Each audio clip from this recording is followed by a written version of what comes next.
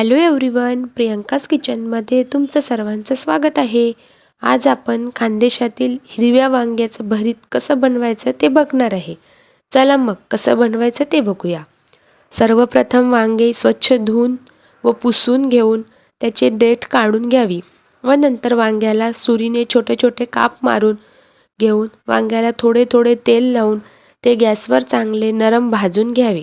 वांगे भाजताना gas medium फ्लेमवरती ठेवायचा व नंतर वांगे थंड झाले की हळूहळू त्याची साल काढून घेऊन ते ताटामध्ये ठेवून चमच्याने चांगले बघून घ्यावे की आतून काही किडलेले वगैरे नाही ना. त्यानंतर गॅसवर तवा ठेवून त्यावर चवीनुसार हिरव्या मिरच्या टाकून थोडे तेल टाकून भाजून घ्याव्या.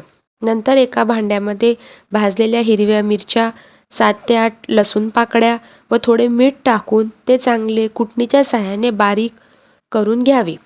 त्यामध्ये भाजलेले वांगे टाकून ते पण चांगले कुटून घ्यावे. त्यामध्ये कुठेच गाठी राहणार नाही असे बघून घ्यावे.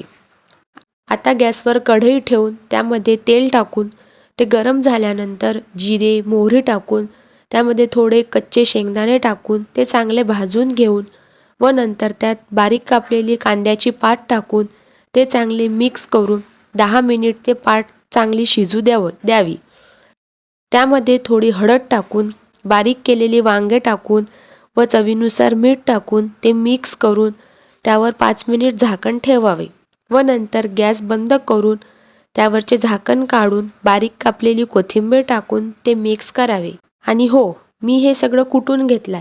जर तुमच्याकडे कुटायचं नसेल तर तुम्ही मिरची व लसूण मिक्सरमध्ये बारीक करू शकता व वांगे तुम्ही स्मॅशरने बारीक करू शकता. अशा प्रकारे मस्त टेस्टी असे वांग्याचे भरीत तयार आहे.